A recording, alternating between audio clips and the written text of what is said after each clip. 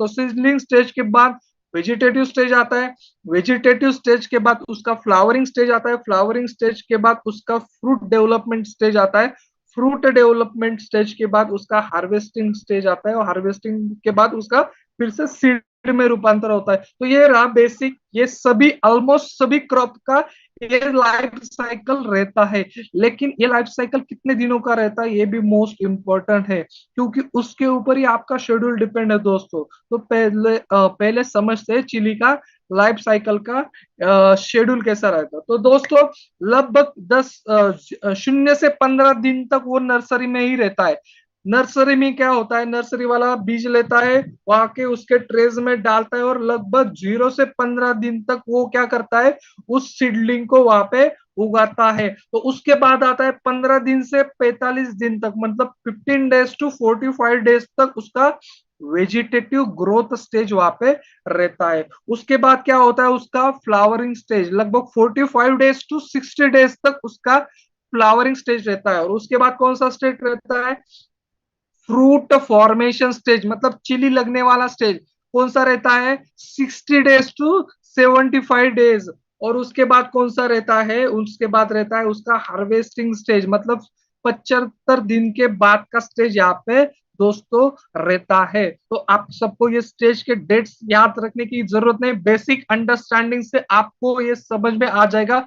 जितना आप फील्ड पे जाओगे उतना आप बेसिक यहाँ पे समझ सकते हो। लेकिन ये डेज क्यों इंपॉर्टेंट है, क्योंकि इन किन डेज में कौन सा प्रॉब्लम आता है। तो सबसे पहला यहाँ पे नीचे देखो ग्रीन लाइन में लिखा है प्लांट हेल्थ, मतलब प्लांट के हेल्थ में क्या क्या प्रॉब्लम आते हैं। जब नर्सरी में होता है तो नर्सरी में सबसे मेजर प्रॉब्लम क्या आता है, उसका जर्मिनेशन अच्छा नहीं होता, दूसरा उसका रूट डेवलपमेंट अच्छा नहीं होता। ये प्रॉब्लम कब आता है, नर्सरी स्टेज में।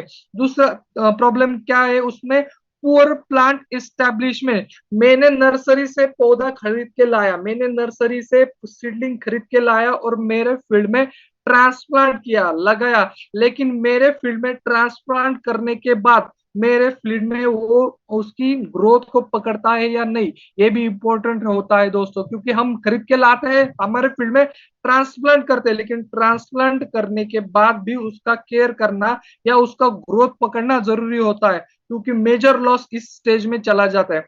उसके बाद वहां पे कौन सा इश्यू आता है ग्रोथ में, फ्लावर ड्रॉप का स्टेज आता है, और उसका बायोटिक अबायोटिक स्ट्रेस का प्रॉब्लम वहां पे आपको देखने को मिलता है। उसके बाद कौन सा प्रॉब्लम होता है, फ्रूट ड्रॉप का प्रॉब्लम होता है। उसके बाद फ्रूट ड्रॉप का प्रॉब्लम होता है, या पुअर फ्रूट डेवलपमेंट का प्रॉब्लम यहाँ पे होता है। तो ये नीचे वाले लाइन में मैंने यहाँ पे मेंशन किया है दोस्तों। उसके बाद डिसीजेस कौन से आते हैं, तो डैम्पिंग ऑफ नाम का एक डिसीज आता है, जो कि सीड बॉर्न हो या सॉइल बॉर्न फंगस की वजह से यहाँ पे आता है। और डैम्पिंग ऑफ वाला डिसीज है, बेसिकली नर्सरी स्टेज में आता है। उसके बाद दूसरा डिसीज कौन सा है यहाँ पे, सक्कर स्पोरा स्पॉट, या उसको आप फ्रूट स्पॉट भी बोल सकते हो। तो ये टाइप का डिसीज आपको यहाँ पे देखने को मिलता है। तो ये टाइप का डिसीज किस स्टेज में आता है, क्रॉप के अर्ली स्टेज में ये डिसीज यहाँ पे आपको देखने को मिलने वाला है। उसके बाद कौन सा डिसीज आता है यहाँ पे, फ्रूट रॉट करके डिसीज आता है, पाउडरी मिल्ड्यू करके डिसीज आता है, या लीफ कल करके यहाँ पे डिसीज आपको देखने को मिलता है। तो ये सारे डिसीज आपको चिली प्लॉट में देखने को मिलते हैं। सर्कसपोरा कब आता है, 45-60 डेज के बाद बीच में।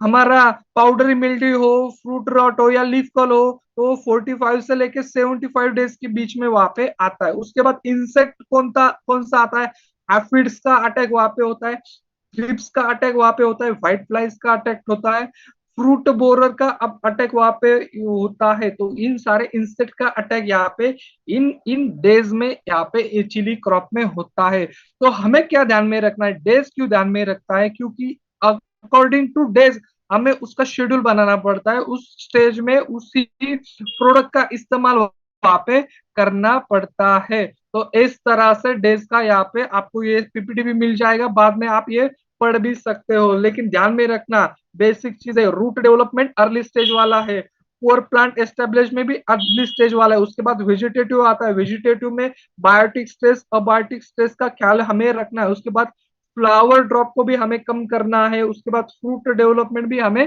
करना है। तो इन सारी प्रॉब्लम के ऊपर हमारे पास अच्छा सोल्यूशन प्राप्त है। बायोफिट लगातार 24 साल से काम कर रहा है, तो बायोफिट के पास मार्केट का one of the best solution in सभी प्रॉब्लम के ऊपर हमारे पास अवेलेबल है। तो सबसे पहला प्रॉब्लम कौन सा आता है, तो जैसे मैंने बताया अर्ली स्टेज में उसका सीडलिंग स्टेज जब होता है, मतलब नर्सरी में जब होता है, तो नर्सरी में सबसे पहला उसका जर्मिनेशन अच्छा आना चाहिए, या उसके व्हाइट रूट का डेवलपमेंट अच्छा होना जरूरी होता है। व्हाइट रूट का डेवलपमेंट क्यों जरूरी होता है, कि व्हाइट रूट प्लांट के न्यूट्रिएंट्स को इजीली अब्सॉर्ब करते हैं, इसलिए व्हाइट रूट डेवलपमेंट जरूरी होता है। लेकिन किस स्टेज में, 0 से लेके 15 डेज के, मतलब नर्सरी स्टेज में। तो यूजुअली चिली में यहाँ पे सीड ट्रीटमेंट नहीं किया जाता, क्योंकि आप चिली का अगर सीड देखोगे वो बहुत ही छोटे आकार का होता है, बहुत ही कम साइज वाला सीड होता है। तो यूजुअली सीड ट्रीटमेंट नहीं रहता। मार्केट में जितने भी सीड मिल रहे हैं अभी चिली के, वो ऑलरेडी सीड ट्रीटमेंट करने के बाद ही यहाँ पे देखने को मिलते हैं। लेकिन दूसरा मेजर प्रॉब्लम जो है वो बहुत इंपॉर्टेंट है, व्हाइट रूट का डेवलपमेंट ना होना। लेकिन इसका सोल्यूशन क्या है, तो इसका सोल्यूशन है आपको स्टिमरिच का 1 ml प्रति लीटर वाटर में नर्सरी स्टेज में यहाँ पे आपको स्टिमरिच का स्प्रे लेना है। ड्रेंचिंग नहीं करना है, यहाँ पे स्टिमरिच का आपको स्प्रे लेना है। कितना, सिर्फ 1 ml। नॉर्मली जब हम फील्ड में स्टिमरिच का इस्तेमाल करते हैं तो उसका 2 ml डोसेज होता है, लेकिन नर्सरी स्टेज में स्टिमरिच का इस्तेमाल सिर्फ हमें 1 ही ml करना है। तो 1 ml से क्या होने वाला है, उसका जो कुछ जर्मिनेशन है वो जर्मिनेशन भी बढ़ने वाला है, और उसका जितना भी व्हाइट रूट रहेगा उस व्हाइट रूट का डेवलपमेंट भी वहां पे अच्छा आने वाला है। तो इस स्टेज में आपको क्या करना है, 0 से 15 के दिन के बीच में आपको 1 ml स्टिमरिच का स्प्रे वहां पे आपको लेना है। दूसरा मेजर प्रॉब्लम क्या आता है, उसका ट्रांसप्लांटिंग अच्छा नहीं होता। मतलब हम बाजार से नर्सरी वाले से सीडलिंग खरीद के लाते हैं, लेकिन वो सीडलिंग मेरे प्लांट के ऊपर में जब लगाता हूं तो 2 दिन में पौधा मर जाता है, या उसका ग्रोथ ही नहीं मिलता, या उसको कुछ अलग ही प्रॉब्लम हो जाता है। ये क्यों होता है, क्योंकि उसकी जो पकड़ होनी चाहिए, हमने वहां पे ट्रे से सीडलिंग निकाला, लेकिन ट्रे से सीडलिंग निकालने के बाद जब मैं मेरे फील्ड में मिट्टी में डालता हूँ तो उसको मिट्टी में पकड़ आना बहुत जरूरी होता है। तो इस स्टेज में भी हमें उसके ऊपर काम करना है। तो इस स्टेज में हमें क्या काम करना है, तो सबसे पहला बेसिक ध्यान में रखना, इस स्टेज में हमें क्या करना है, हमें एक 10 लीटर के पानी में, हमें 10 लीटर के पानी में 50 ml स्टिमरिच डालना है, 50 ml रैपअप डालना है। अभी यहाँ पर रैपअप क्यों, क्योंकि रैपअप इसमें anti fungal anti bacterial activities होती है, जो कि soil borne fungus soil borne bacteria को किल करने का काम, या सॉइल बोर्न फंगस के अगेंस्ट प्रिवेंट करने का काम यहाँ पे रैपअप के माध्यम से किया जाता है।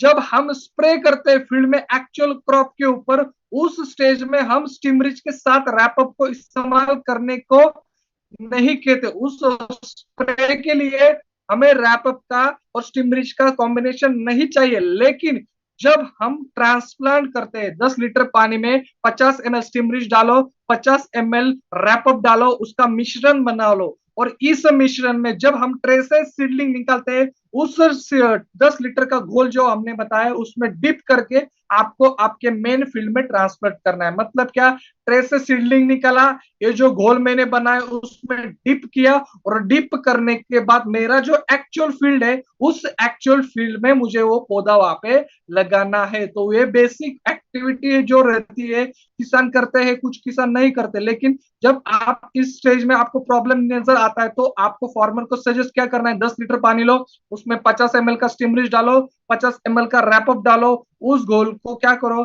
स्प्रे से सीडलिंग निकालो, वहां पे डिप करो, और डिप करने के बाद तुरंत आपके फील्ड में वहां पे उस पौधे को वहां पे लगाना है। इससे क्या होगा, उसकी जो पकड़ रहेगी, उसके मिट्टी में वो पकड़ अच्छी बन के रहेगी। स्टिमरिच का इस्तेमाल किया मतलब उसका व्हाइट